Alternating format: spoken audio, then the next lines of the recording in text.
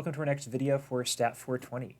In this video, we're going to kind of review some important ideas for modeling, some things that we've talked about before. But now that we've talked about a few more things like model diagnostics and transformations, and now that we're about to get into kind of model selection, it's good to kind of remind ourselves of two important purposes of modeling and just thinking through how that affects some of the decisions that we should make when we fit a model. So as a reminder, we've talked about modeling for prediction versus modeling for explanation as kind of two different purposes or motivations that we might have when using statistics to try to model a response variable.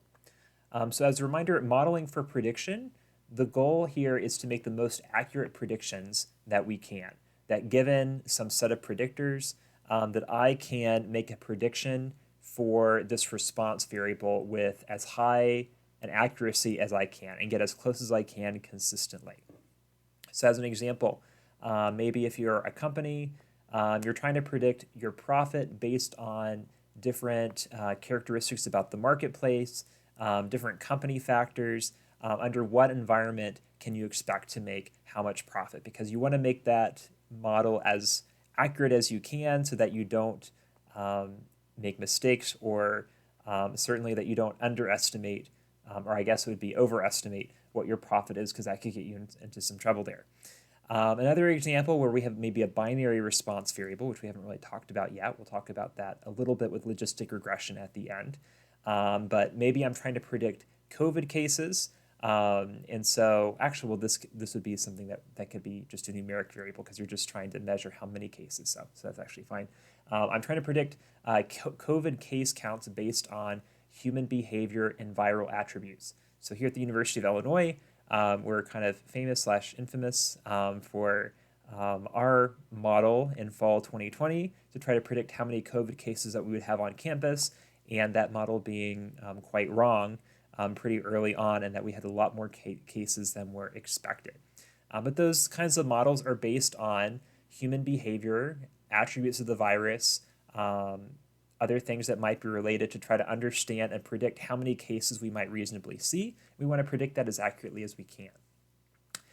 That would be a little bit different than modeling for explanation.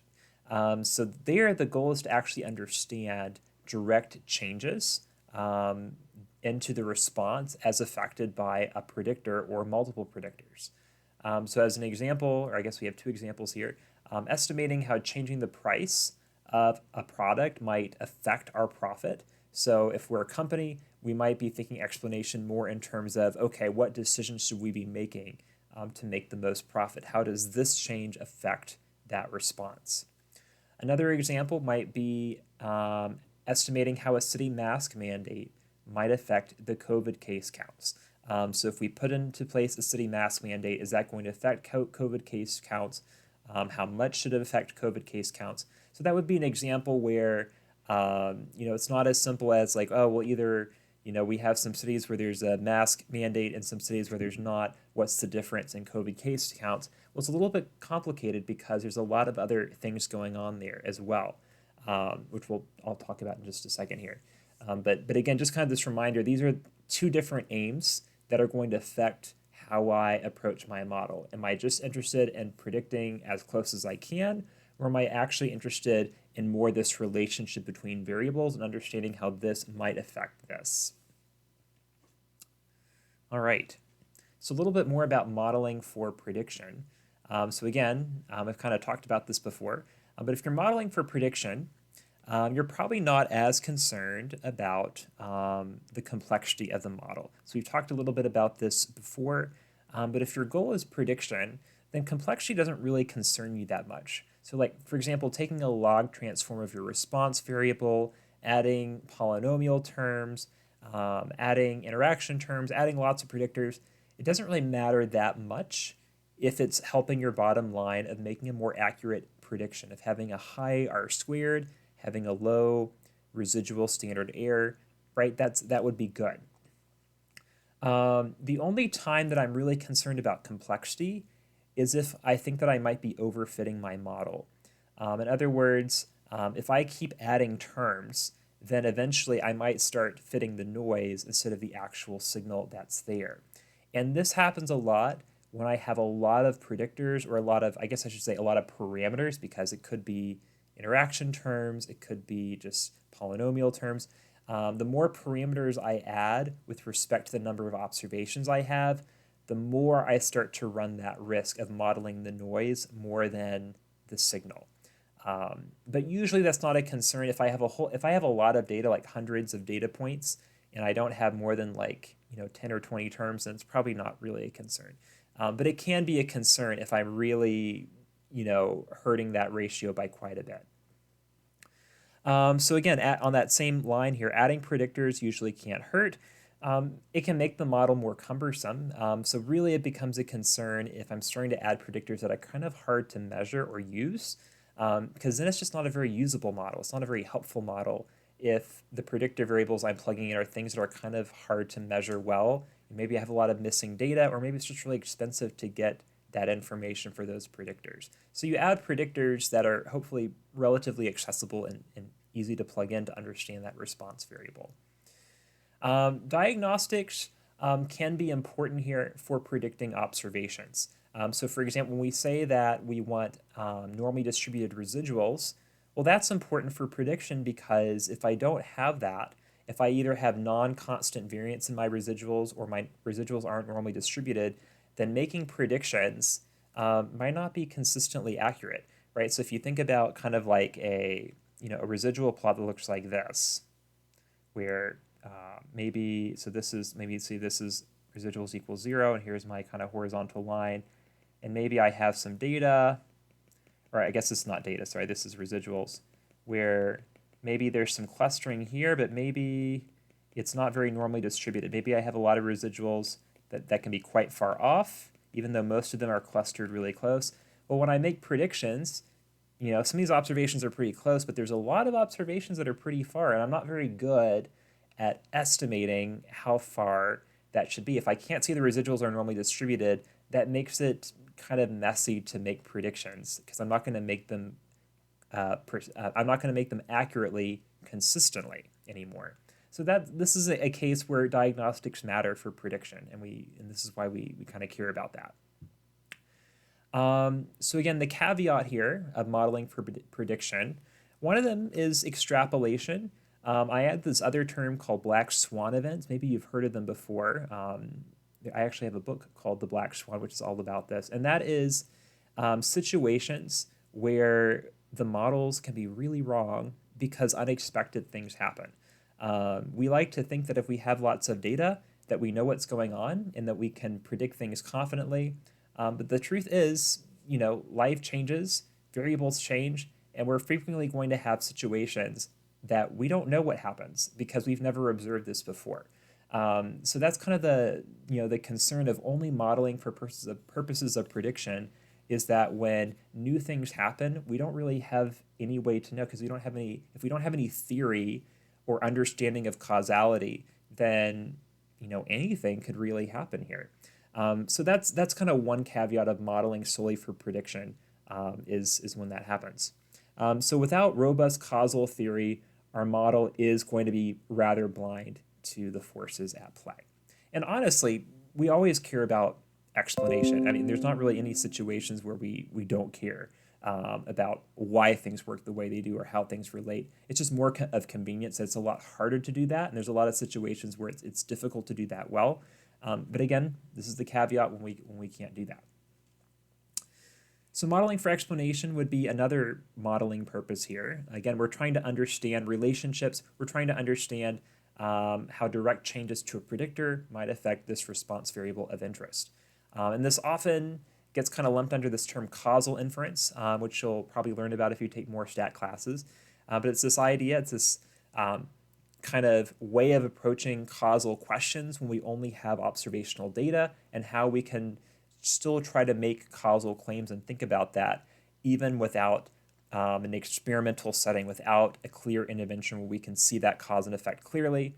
Instead, what we want to do is we want to collect as many relevant variables as we can, and we want to control for those other variables such that we can see the effect of this variable on this, while holding these other relevant variables constant in that comparison, which we'll kind of come back to in just a second here and how that plays into regression. So with complexity, unlike prediction, we don't really like complexity when we're modeling for explanation because it makes interpretability really hard. Right? We want the relationships to be as straightforward as we can, linear relationships or quadratic relationships maybe, and minimal transformations, because the weirder our model gets, the more complex it gets, the harder it is to understand the relationships going on between predictors of interest and the response. If we're only focused on one particular predictor when we're modeling for explanation, which sometimes it is, maybe we have a couple predictors that we're specifically interested in how they relate to the response, we might add other predictors as what we call covariates, meaning that we're not really interested in these variables per se, as much as we just know that they're related to the response, and we want to include them in the regression so that we can more clearly see how this variable affects the response or relates to the response when these other covariates are holding constant, which I'll get to in a couple slides here with an example.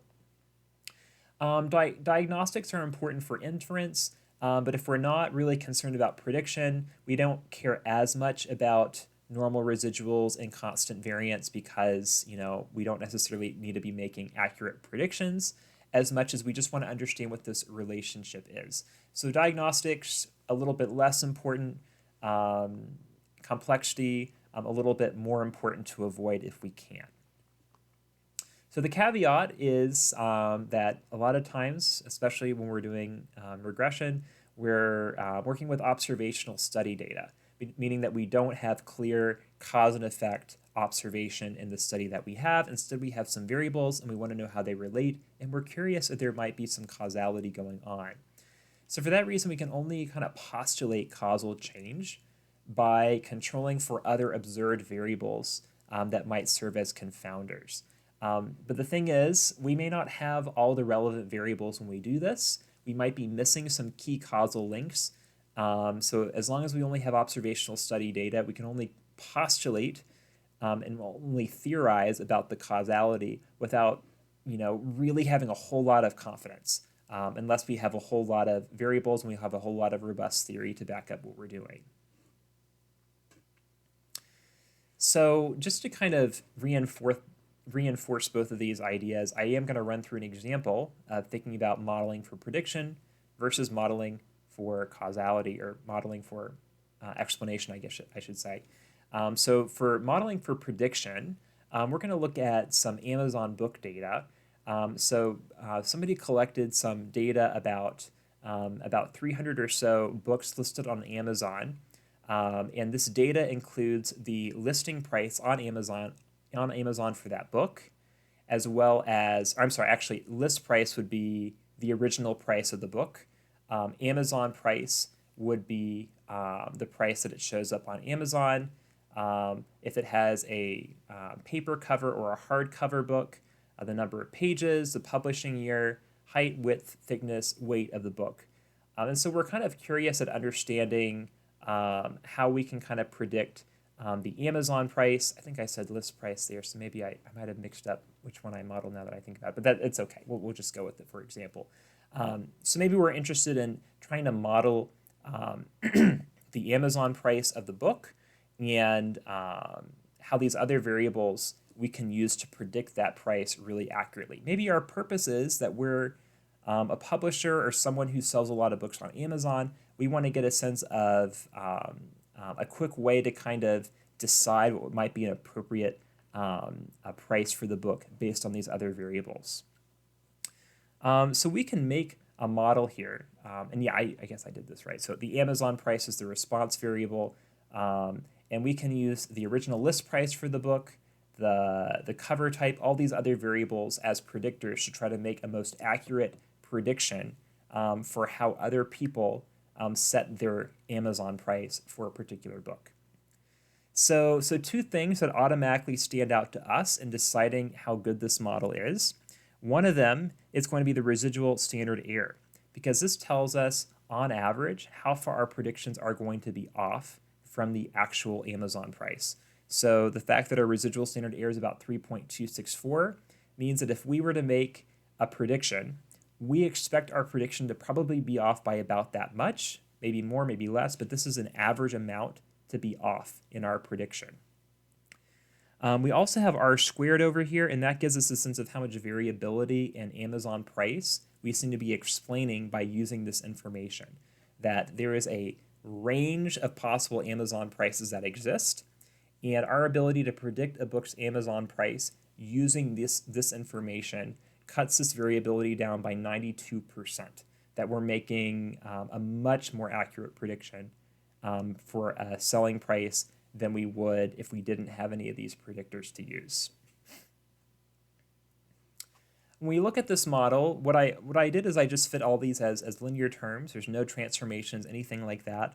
Our model, it's not great, it's not terrible, but we definitely have most of our data kind of clustered over here, and that there seems to be quite a bit of variability in these couple of books that are farther out.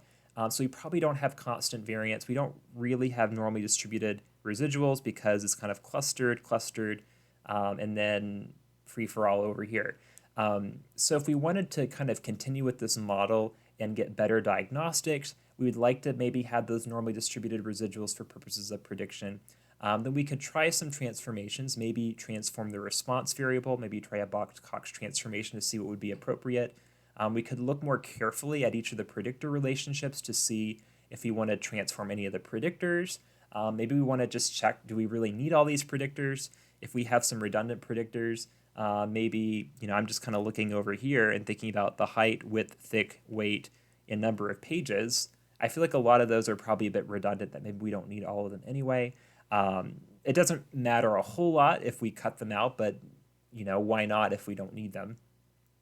So we could certainly kind of continue with this data, and all for the purpose of just making better predictions and having kind of a more standardized set of residuals such that we can trust our predictions are going to have a certain amount of error, a more predictable amount of error. So let's compare that to another data example where maybe our purpose looks a lot more like explanation.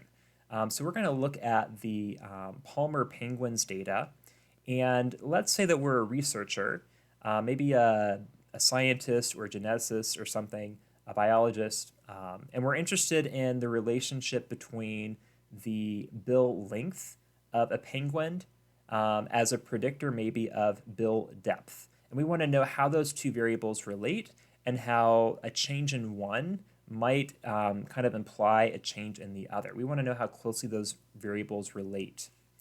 But we also have some other variables that were collected with this data as well that we might find useful here.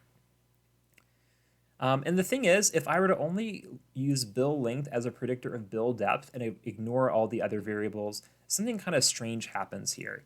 That I actually see a slightly negative correlation overall between bill length and bill depth, meaning that the longer the bill length is, the smaller or shorter the bill depth appears to be, which seems a little bit unintuitive to me. There's also something kind of strange about the scatter plot here, where this doesn't look kind of random. Instead, I have kind of a cluster over here, definitely a cluster over here, maybe possibly a cluster over here. It's kind of hard to tell. So for all those reasons, it might be that there's some other variables that are involved here.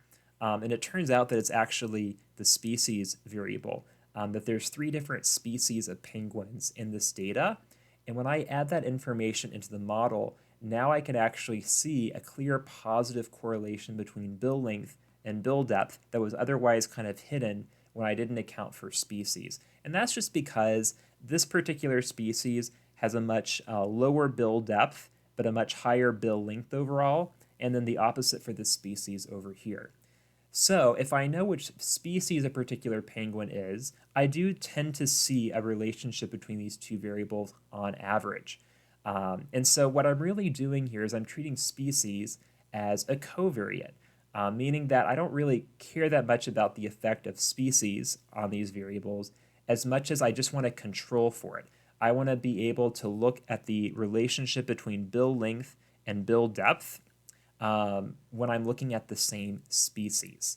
So given two penguins of the same species, this is the relationship that I see. So as a reminder, when we think about interpreting coefficients in a multiple regression, is we say when the other predictors are holding constant, meaning that if we're comparing observations with the same measurements, the same attributes of these other predictors, then for every 1 unit increase in this predictor, we see this much change on average in the response variable. Whereas over here, knowing no other information, this would be my best guess for that change because, again, I'm not controlling for these other variables that are also kind of involved in predicting the response as well. So if I'm modeling for explanation, fitting other predictors into the model is helpful for kind of controlling these other confounders, for kind of seeing this relationship when looking at penguins of the same species or other attribute. I can continue with this idea as well. So maybe body mass appears to be another variable that confounds with bill depth in a way that's separate than bill length. So if I want to add body mass, then now I'm looking at penguins of the same species, of the same body mass, and now I can see the relationship between bill length and bill depth when doing that. So again, the purpose isn't so much to make an accurate prediction as much as I want to make an accurate relationship. I want to understand this relationship and how this relationship changes, possibly for the purpose of causality. In this case, I don't think it's really causality as much as I think it's just biology, is I want to know how these two penguin attributes relate to one another. So as a reminder, how I would interpret this coefficient, for every 1 unit increase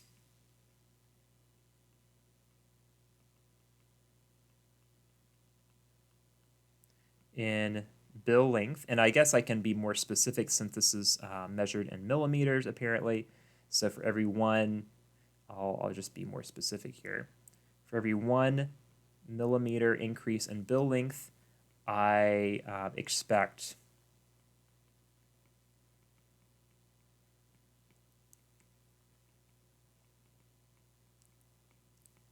increase by 0.0943, I'll just round it there, millimeters on average. So not every penguin is seeing this much change, right? Because there's still variability. It's not every penguin's on this line, but instead this is kind of the average change that I observe.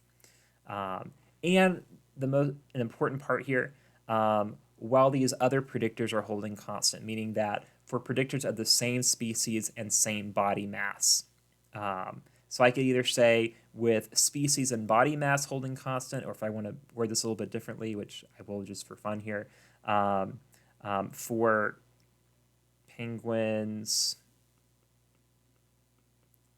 of the same species and body mass. All right. So again, it's not that I don't care about prediction here as much as my particular question and purpose of this investigation was to look at these two variables and how they relate. The other variables are just kind of serving as covariates in my model so I can kind of control for them and see how these two variables relate when comparing penguins of the same species and body mass here.